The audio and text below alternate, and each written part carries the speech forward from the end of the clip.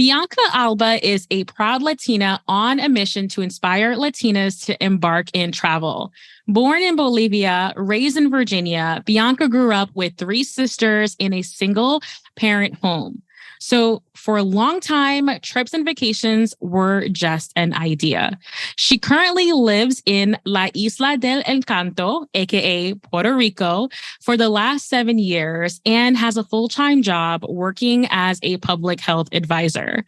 Bianca has traveled to 6 out of the 7 continents and believes that you do not need to be a millionaire to travel, which I wholeheartedly believe. So in this episode, we're going to chat about Bianca's journey to becoming debt-free, the decision to move to Puerto Rico and how it has impacted her finances and fueled lots more travel, as well as expat life in Puerto Rico, the pros and also the cons. Be sure to follow Bianca's podcast, This Latina Travels, where in every episode, Bianca takes you to destinations around the world from Ireland to Colombia and more. As for the resource of the week, grab a copy of my book, Traveling with a Full-Time Job, to get an inside scoop on my favorite strategies for balancing a travel-filled life when you have a traditional 9-to-5 job. Lastly, a special thank you to Peppy for the latest 5-star podcast review. Peppy says Danielle is well-versed in finance and travel, and so are her guests. I enjoy the topic she picks, even as someone a little beyond the intended millennial audience. I super appreciate that, Peppy, and this episode is not going to disappoint. Welcome to The Thought Card, a podcast about travel and money, where planning, saving, and creativity leads to affording travel, building wealth, and paying off debt. We are the Financially Savvy Travelers. Now, Bianca, you had this amazing quote on your website that for me, I felt that in my soul because this resonated with me, my family, and just how we traveled when I was younger. So the quote says, while our parents traveled for necessity, we are out here traveling for joy.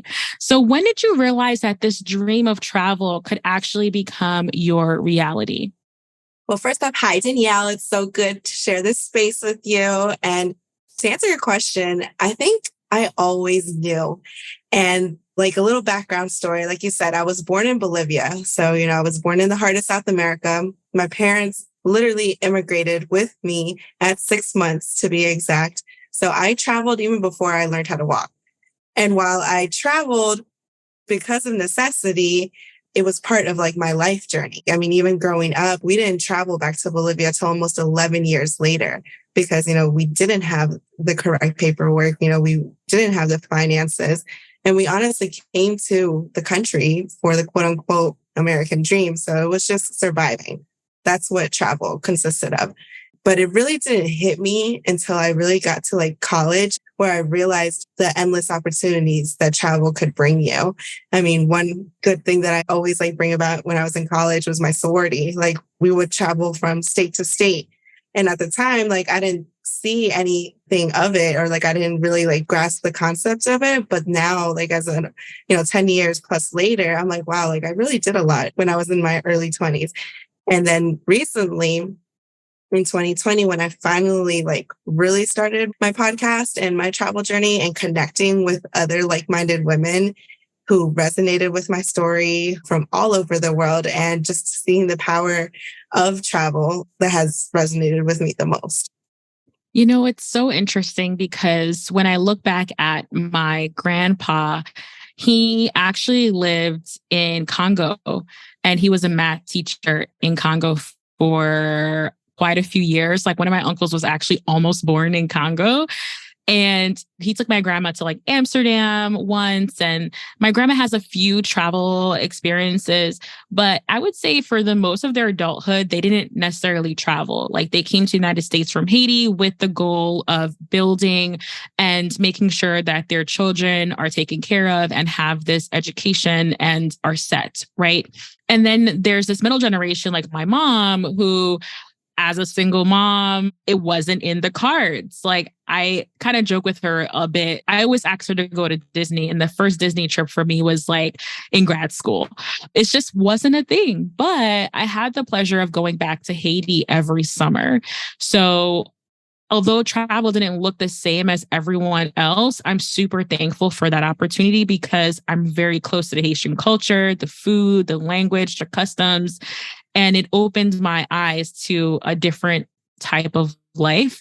But travel, besides that, was very dormant for me up until I went to grad school. I had all these experiences of wanting to do things and money getting in the way and fast forward. But it's just that quote to me really stood out because I feel like, for me at least, I feel like my son and my children will definitely have like travel for leisure way embedded in their fabric of their life, but it wasn't always that way for generations to come. So that really, really spoke to me a lot. Thanks. No, I said that once in a podcast that I was interviewed, and I was like, wow, just to sit back, right? Also, and just think that we have also that privilege to be able to teach others how to travel, to take our own parents. Like, I took my mom on a beautiful trip to Culebra, and it was just like to be able to do that also is kind of like a full circle because knowing all the sacrifices that our parents did, and now the fact that we can give back and take them with us. That is so true. My mom and I are going to Paris this year, and it's her dream come true. Like I went to Paris in 2014. I went solo, and it was my dream come true, but I could now take her to live out her dreams. So it's all so heartwarming and like it just touches me so much. So this show is half travel and half personal finance. And I know throughout your journey, you had acquired a bit of debt. So would love to hear about your journey to becoming debt-free, how you accumulated that debt, and what that looked like for you in terms of like acquiring this debt over time. Sure. Yeah. So I feel like that journey I could write a whole book about. Well, I feel like we all can. But I just want to put out like first a disclaimer. I always feel like personal finance really is personal.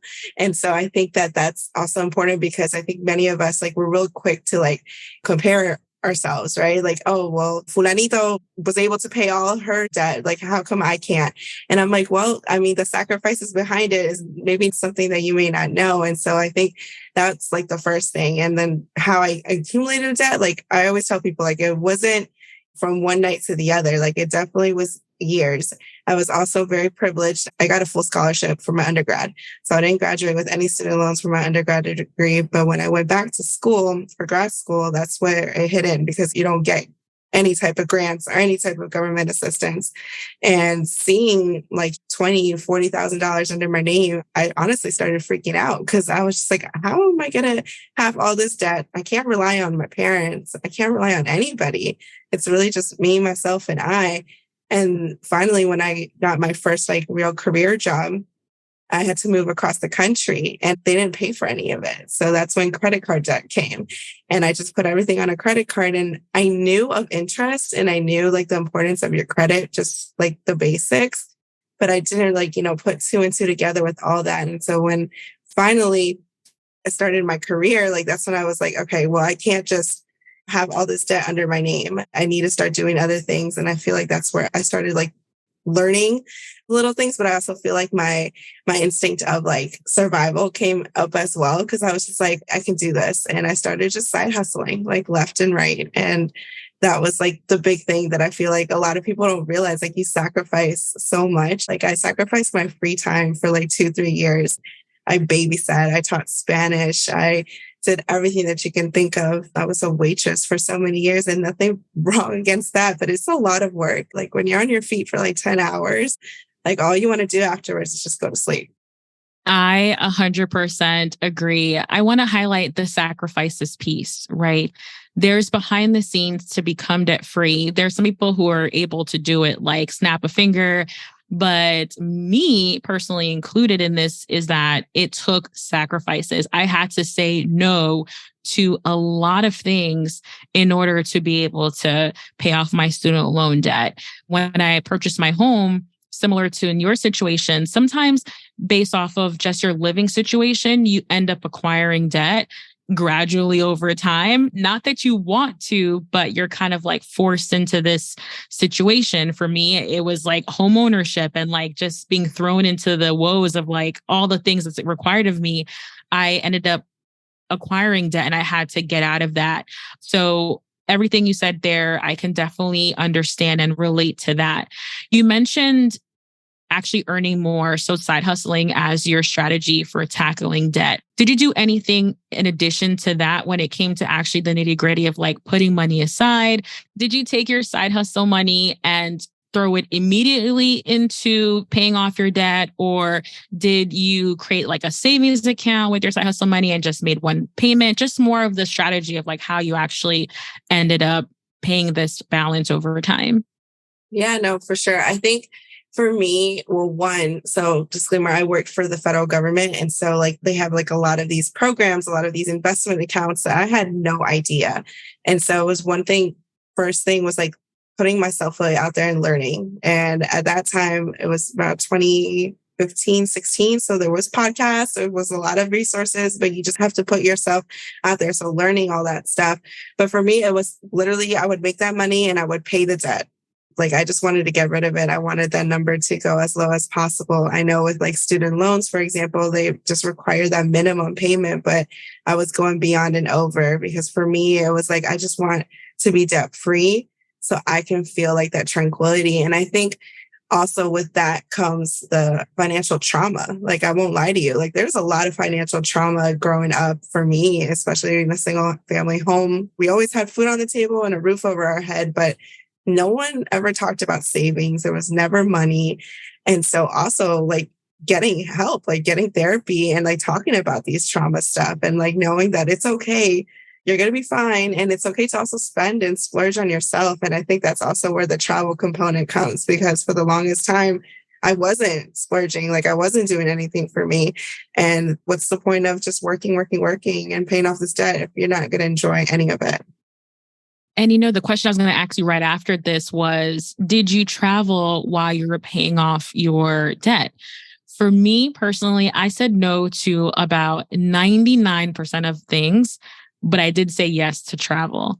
And I strategically was able to save money on the side, very little. I was a true budget traveler at that time, but travel was the yes for me. So at that time for you, did you say yes to travel? What did that look like? And if you didn't travel, what was your mentality like? Why did you say no at that time? Similar to you, yes, travel was a yes for me as well, but definitely on more of the budget side. And the great thing about, like, I guess I'm reflecting on that time period is that I had similar people in my circle who were on the same salary budget. Maybe they weren't paying off debt as much as I was, but we all, like, if we wanted to do a road trip to Page, Arizona, which absolutely is gorgeous. People are like, what? I'm like, you have to go to the Antelope Canyon and all the reserves out there. It's just magical. And we would split it. Like, we would split a hotel room. So each of us ended up only paying like $40, $50 at that.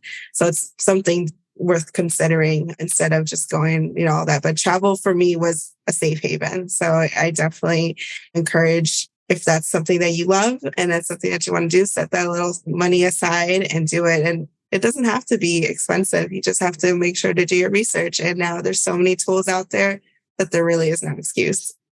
Yes, I'm really a big proponent of being like you can travel and pay off debt, travel and invest, travel and, run a business. So that it takes creativity, it takes intentionality, and it takes sacrifices.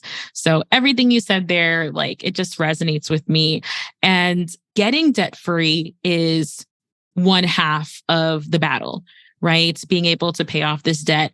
But I also wanted to talk about staying out of debt. So how are you avoiding the debt cycle? Because it's so easy to kind of slip and kind of get back into that. So just wondering how you're staying out of all of that. Yeah, no, again, I'm such a strong component of who you surround yourself with, but not only just like physically, but who you listen to, what you're reading. Yes, I went to school for a long time, but I don't know, I love learning like new things. And we're so lucky to live in a time where literally everything's in the palm of our hands. So I am constantly listening to financial podcasts, especially of women and women of color. And the amount of information that I learn on these podcasts that are absolutely free is just insane. Cause I'm just like, wow, like again, I didn't grow up learning any of this stuff, not even in school. And so the fact that we're having these conversations, that there's this space, that there are resources out there, and then just my mindset, right? I think that's a huge component of like not getting back into debt. Like I always ask myself, like, is this something that that I need, or is it something that I want? And as simple as that may sound, it really does help me. But I also know now, like, as a grown adult with like goals and stuff, like I have different buckets. Like I'm a big component of like organizing my finances. So I have like my emergency fund, I have my travel fund, I have my one-day housing fund, I have my pet fund because, my pets have to go to the vet and do all that good stuff. But, it's just organization. And I think that comes with discipline as well. Like, finances has to be, you have to be disciplined, because if not, you'll just throw all that money away. Like I remember when I was younger and I was a waitress, I would save half, but then the other half, I don't even know where that money went. So it's all about being strategic, but also having that wiggle room to have fun. And to me, that's where I always make it a purpose every time I get paid to pay myself. Like literally I put like a bill, pay myself. And that's like my travel fund or something fun that I can enjoy. Very, very important, right? Like, there's so many aspects. Like when you're talking, I feel like there's so many things pulling at us financially, right? Like bills, goals, fun. And we have to prioritize, like you said, prioritize, be intentional, strategize, and not be afraid to know where we're at too. I feel like for me personally, a big part of not getting back into debt is knowing my numbers, not being afraid to look at my bank account, making sure I'm living within my means. I do splurge.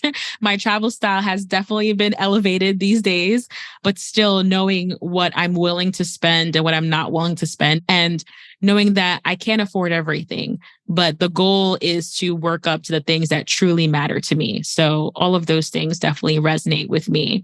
Now, Bianca, after this debt freedom journey, like one of the cool things that I know about you is that you've been living in Puerto Rico for the past 7 years. So how did you end up living in Puerto Rico, becoming an expat? And yeah, let's dig into that part of the conversation. Yeah, so I've been here for almost 7 years, which is so crazy to me. Just goes to show how fast time goes. So my background's in public health. So I'm a public health advisor for one of the federal agencies. And at the time, my job was deploying people for the Zika response. And there was a very limited amount of Spanish fluent speakers. And so I got deployed here. My deployment was only supposed to be for 30 days. And it ended up being almost like 4 or 5 months. And I just loved it here, Danielle. I loved it so much. I mean, Spanish is my first language, and I just felt at home. And I hadn't felt at home in a while. And I just was like, this is where I need to be. Like, this is home for me. I need to find a way here. And so the branch that I was deploying for had an opening position. I applied. And I ended up coming here. And it's just so crazy to me because even till today, like some days I wake up and I still pinch myself because I'm just like, is this true? Like, am I going to get pranked? But it's just like, I never thought it. Like, I never in my wildest dreams thought that I would live in Puerto Rico. My job before was in New Mexico. And that was kind of like I did it because I needed to, but that job was the one that opened opportunities. And who would have thought? So I moved here because of my job. But now my job is remote. And so I'm doing the remote life. I changed jobs, changed agencies, and I am just living the island life. I love that. I love living the island life whenever I'm on vacation, not as an expat, but I do try when I am on vacation. So let's talk about like having your job being able to help you and support you in this like expat journey, because I know a lot of people right now, they are choosing to become remote workers and they decide to, let's say, live in Puerto Rico. But for you, you came to Puerto Rico through your job. So what does that look like? And how having this job umbrella, right? How does that impact your finances, if at all? Yeah, no, that's a really good, important question. I always say the disclaimer too. I am privileged. I have a very privileged job here on the island. I work for the government and they paid for everything. So when, I got hired with this job, I knew that there was going to be a moving fee and everything. So that was honestly the reason why I moved because it is not cheap. A lot of people think Puerto Rico and they may think it's cheap, but it's not. It's probably one of the most highest, if that, I think it's the highest taxes for everything. But not only that, just like the moving process, also like everything to get imported, you have to pay taxes.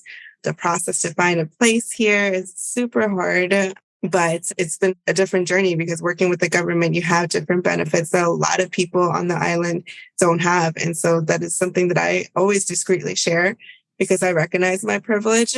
And I know that unfortunately the people here don't have that. Like the salaries range from $20,000 to $25,000 here, which is impossible to survive in. So that's why you have people working 2 to 3 jobs or still living at home or living with their families because it's just really hard and everything's expensive. You have to imagine everything gets imported. So food, anything like little things like gas, all this stuff. But like I said, like I'm really privileged to have this job that maintains my salary. I am single, so I also don't have kids and I don't have a family.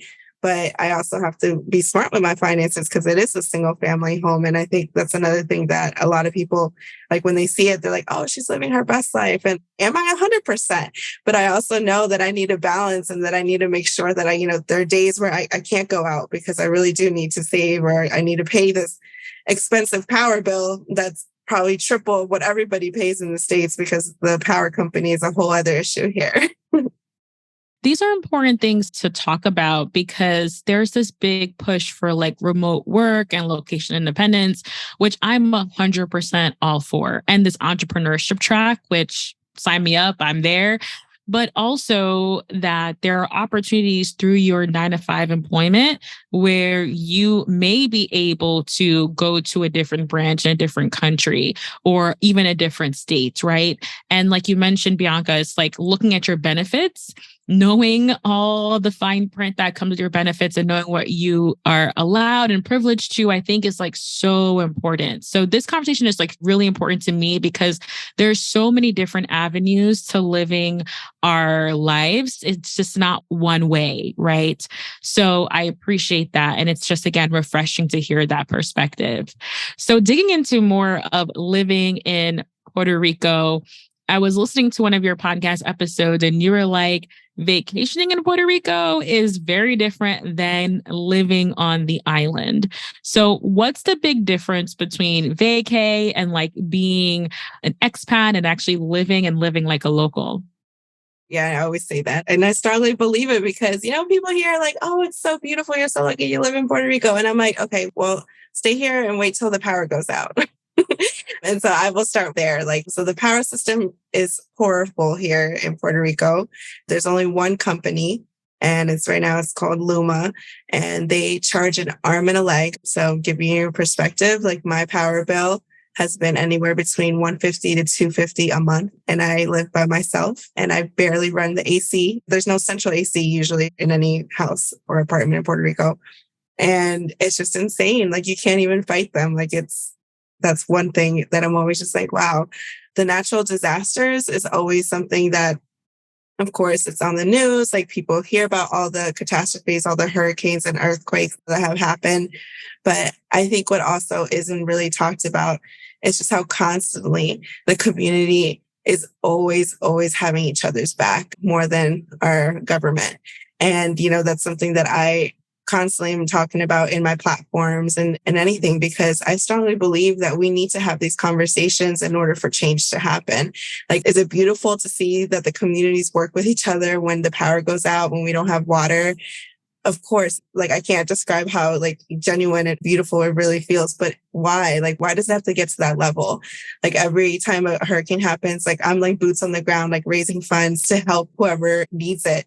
But I'm like, why do I have to do this all the time? Like there's tax money that goes into this that should be, Puerto Rico is part of the United States. And when I tell people like, literally Puerto Ricans are treated like second-class citizens, I strongly believe that. Like, I mean, not for nothing, simple things as they can't vote for the president.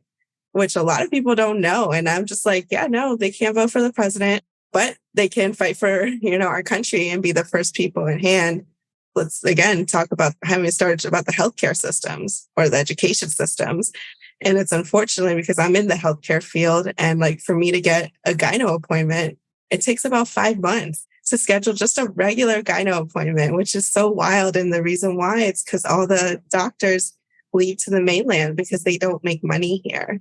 And so it just gives you a perspective again. It's just like why powerful locations such as Puerto Rico shouldn't be treated like second class or whenever they feel like when they need them. Yeah, when you live somewhere, you really are in tune to the issues that pertain to the community versus just going there as a tourist, there for a few days, even as a remote worker, right? Like you're just kind of there just to do your thing and you may leave.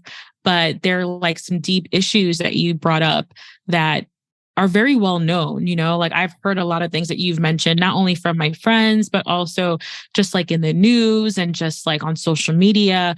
So thank you for highlighting all of those things. Now, with that, there are two sides of every coin, and there's a lot of positives and a lot of pros of living in Puerto Rico as an expat. And I'm sure you have a list because you've remain in Puerto Rico for 7 years. Like you could be anywhere in the world, but you still choose to have your home base on the island. So what are some of the advantages and things that really keep you grounded and say, you know what? Yes, Puerto Rico is where I call home. Hands down, it would have to be the community. Like there's just something about the community here in Puerto Rico, like something as simple as like the greeting, right? Like the buenos dias, the good morning, the buenas tardes, good evening, the buen provecho, which is like bon appetit, even though I know that's not English, but it's just like everybody says that to you literally when you're eating. It's just the culture. Like it's just something I can't even really explain it and put it into words, but I was talking to like a maintenance person the other day and I was telling him, like, I just think that's what keeps me here. Like knowing that everybody's so welcoming. Everybody just will lend you a helping hand without even knowing you, will offer you a plate, will literally be there for you without hesitation. And to me, unfortunately, I don't think that happens in the States. Like, I feel like people don't even know who their neighbors are. And again, like I know that we all have a very rigorous jobs. We all have like, our own families and stuff, but here it's just different. Like the culture and the vibe is just something so beautiful that's what's kept me here. And then to top it off, I'm not going to lie, the weather. I have loved the heat. And I don't know, every time I think about even moving and thinking about winter, I'm just like, I can't. I feel like I'm allergic now. So I really love the warmth and the vibe, the people. Like that's what makes it for me. One of the episodes you had specifically on living in Puerto Rico and like tips and things, you mentioned like island time is very real in Puerto Rico. So can you talk a little bit about like island time for people who may not know what that is? Oh, yes, for sure. So yeah, island time is a thing. So when when you go somewhere to eat, for example, do not go on a time crunch because everybody here is moving on their own pace, very, very slow. I always tell people it's like that cartoon character in that movie, Zootopia, the sloth at the DMV. And I mean it with love and care, like care. I don't mean that as like a diss or anything, but literally like people here just take their time. So if you want to go out to eat brunch, make sure you don't have anything planned right afterwards because you could be sitting there for 3-4 hours. When we're meeting at like, a gathering or something, like people always put like 2-3 hours in advance on the invitation because nobody shows up ever on time. But that's just the culture. It's not anything being rude or anything. Because I know in the States, like if you have a meeting set for 5:00, you better be there at 4:45, like not at 6:00 or anything. But here, no, it's all relaxed. My husband's family is from Puerto Rico and my family is from Haiti. And like island time is very real for Haitians. But his family in particular, always on time. So I'm like the one that they look at like, Danielle, she's always late. Island time. I'm like, please, like we should all be late together, no? So, but I'm super excited because like I mentioned to you earlier, like I'm heading to Puerto Rico in a couple of months. And you have this like fantastic travel guide that you've poured so many of your helpful tips and resources. So what's the inspiration behind that travel guide? What can folks expect? And just let us know more about what's inside. Yeah, so the travel guide inspiration honestly was like people always asking me constantly, like, what should I do? Where should I go? And X, Y, and Z. And of course, like I'm, an open book. My DMs are always open. I love to help people. Like I really genuinely want people to come here to Puerto Rico, two-way street. One, to, help out the tourism here, but two, to really see the beautiful island. Like I always tell people, it's more than mojito and beaches. Like there's so much to do here. And so I started this guide because I was like, getting constantly questions. And I was like, you know what? I'm going to make a little bit of money too. Why not? Win-win. Got to build that generational wealth. And I'm like, people spend more on 2 drinks. So I think $25 is an okay ask. So I break down the Airbnbs that I've stayed in here in Puerto Rico. I break down all the panaderias, which are the bakeries, which are amazing here. I feel like literally bakeries here have top it off, and I've traveled all over the world. Nightlife, because I know people come on vacation to have a little fun, and just like my adventures. Like I love Viejo San Juan, and I feel like, if people would know like where to take pictures and what the meanings were and stuff like that. So I was like, well, even though I can't be maybe your personal tour guide, if there's a document that has everything in one, like why not? So that's honestly why I started it. And it's a tool that I reached a milestone just the other day. I finally reached my 40th copy, which I was so excited because I'm just like, again, I did this not thinking anything of it. And it has been sold to so many people that I don't know. And I just think that's the beautiful thing again about connections and stuff. And just, I want people just to love Puerto Rico just as much as I do. I love that. I am grabbing my copy for my upcoming trip to Puerto Rico. And Financially Savvy Travelers, this is a great way to support Bianca's initiatives, and to get all of those insider tips and knowledge, right? Like something I say a lot of the times is that Google can be deceitful. Number one, things can have changed, or it's old, or just the content is not really great. But having a guide created by someone who's lived on the island, who has been all over the world as well, and who knows that, hey, these are the things that you will really enjoy if this is part of your travel style, I think is really helpful. So I will absolutely make sure to have a link in the show notes, the blog post that accompanies this podcast episode. So Bianca, the last question that I have for you, I cannot let you leave here today without you mentioning things to do in Puerto Rico. But I want to talk more about the lesser known things to do, because we know a lot of like the rainforest and maybe some cruises, some catamaran cruises are very popular. But what are some things, let's say your top 3 things that may not be on folks' radar that they should absolutely know about? Mm-hmm. Oh, that's so hard because Puerto Rico is just so beautiful. But my number one thing, what I always tell people, if you can, get out of the metro area, which is the San Juan area. And I understand if it's your first time, of course, you're going to want to stay in the San Juan area, which is totally okay. But if you can, go to the west side. You have to go to Cabo Rojo, which I also talk about this in my guide, and Buye, Buye, is my ultimately favorite beach. When I tell you this beach is so calm, you feel like you're in a pool, and it is so bright blue. And over the years, it definitely has like become really famous. Even locals go there more than just tourists. But if you go on a weekday and go early, like you literally have like a whole private beach to yourself. So Buye is beautiful. I have a reel about it as well. Like I love that beach. And if you can stay in Cabo Rojo for 2-3 nights, do it because it's so worth it. So that would be my number 1. My number 2 would be, if you can, there's 2 little islands outside of Puerto Rico that are still Puerto Rico. One is called Culebra. The second one's called Vieques. They're catamaran tours that I also talk about in my guide that you can go for the day. But if you can stay in these islands and plan part of it, in Culebra, there's one little beach that's called Culebrita. So it's a little island off that one, which not a lot of people talk about. And that's where I took my mom and my godmother last year for Mother's Day. And it was beyond gorgeous. Like I was in shock to how beautiful these beaches are. And I always feel like, I'm like, how do I get in shock every single time? Because I'm like, I've been around these beaches for so long, but like, no, like beach has something so new. And again, it was just like the atmosphere and just being there. So Culebrita off Culebra. That would be my second one. And my third one, just to kind of like wheel it into this area, I would say you have to stop by Piñones, which is really close to the airport, which is really close to San Juan, but they have the best frituras, which are the fried foods. So literally, Uber can take you from the metro area if you don't have a car, but if you can drive, and preferably not on a weekend, you can stop by and have all this food. Piñones is also very Afro-Caribbean. So I always am like, we're supporting the community and stuff. So you can even take like a bomba en plena dance class on certain days, which is like a big Afro-Caribbean dance genre, and just learn so much. So those would probably be my top 3 gems. Oh, I am now so excited to plan my trip, especially that bomba dance class. I am ready for that.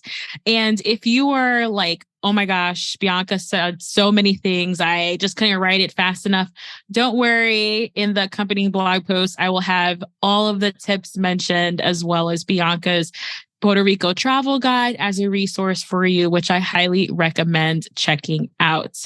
So Bianca, now I will let you go, but it was such a pleasure talking to you, learning more about your debt-free journey, your expat life in Puerto Rico. How can folks connect with you, and tell us more about your podcast, This Latina Travels? Yeah, so you can visit my website at www.thislatinaTravels.com, where you can sign up for my newsletter, where I will be sending when new episodes come out and any little freebies that I have. In my website, you'll see how to subscribe to my podcast.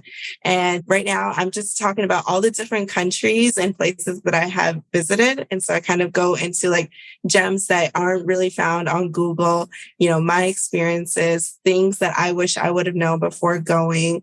And then I just share many, many resources. Like I said, like I feel like we spend so much time on our computer doing our research and stuff. For me, it's like, if I can save somebody that energy, why not? Because I feel like that's another reason why a lot of people don't go to these places, because they're just like overwhelmed. And so I feel like a whole reason that I started my podcast was to kind of take that load off and encourage, people to, okay, if she can do it, I can too. And yeah, if you have any further questions, you can totally send me a message. I'm mostly active on Instagram at This Latina Travels, but I also have a Facebook page at This Latina Travels and TikTok at This Latina Travels. But thank you so much, Danielle, for having me. It's always a pleasure sharing space with you. Is always a pleasure. Now, financially savvy travelers, if you are looking for more inspiring debt-free stories and travel stories, check out episode 82 next with Sania El Amin, where Sania shares how she paid off $23,000 in 12 months and why travel was the one thing she wasn't willing to give up. So that's episode 82 right after this one. All right, that's all for now, and I will see you in the next one. Bye.